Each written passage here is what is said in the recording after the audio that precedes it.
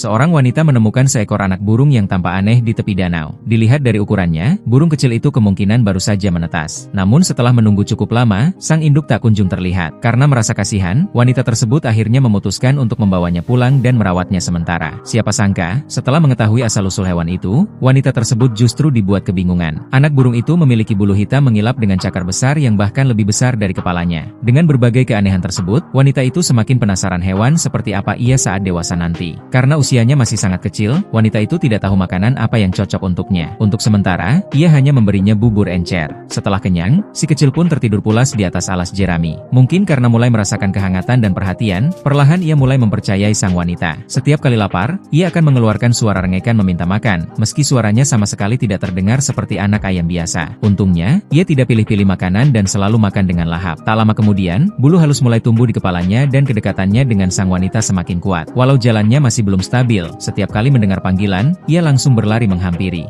Baginya, panggilan itu berarti makanan atau kesempatan untuk berbaring di pelukan hangat layaknya bersama induknya sendiri. Agar ia lebih cepat belajar berjalan, wanita itu sering memancingnya dengan makanan. Namun karena ukuran cakarnya terlalu besar, setiap langkah terlihat sangat sulit baginya. Bahkan sempat digunakan tali penyangga untuk membantu mengontrol gerakannya, tetapi si kecil tetap tampak ketakutan. Pada akhirnya, wanita itu memilih membiarkan semuanya berjalan alami. Mungkin memang itulah proses yang harus ia lalui sejak lahir. Selama masa perawatan, wanita tersebut memberikan perhatian penuh. Ia sering mengajaknya keluar berjemur, melatihnya berenang, bahkan menjadikan tangannya sebagai bantal tidur. Tak butuh waktu lama, si kecil mulai mampu menjaga keseimbangan tubuhnya. Setiap hari ia selalu mengikuti sang wanita kemanapun pergi, bahkan sering menempel di kaki dan enggan turun ketika mendapat kesempatan. Setelah bisa berjalan dengan lancar, tingkahnya mulai berubah menjadi lebih usil. Daun bawang yang ditanam dengan susah payah oleh wanita itu, hampir selalu menjadi camilan favoritnya. Karena dianggap seperti anak ayam biasa, ia juga sering dilepas bermain di rerumputan agar bisa mencari nutrisi alami. Saat haus, ia akan berlari menuju baskom air sambil sekalian membersihkan tubuhnya. Seiring waktu berlalu, tubuhnya tumbuh semakin besar dan ia benar-benar menganggap rumah itu sebagai tempat tinggalnya sendiri. Ia bebas berjalan di dalam rumah,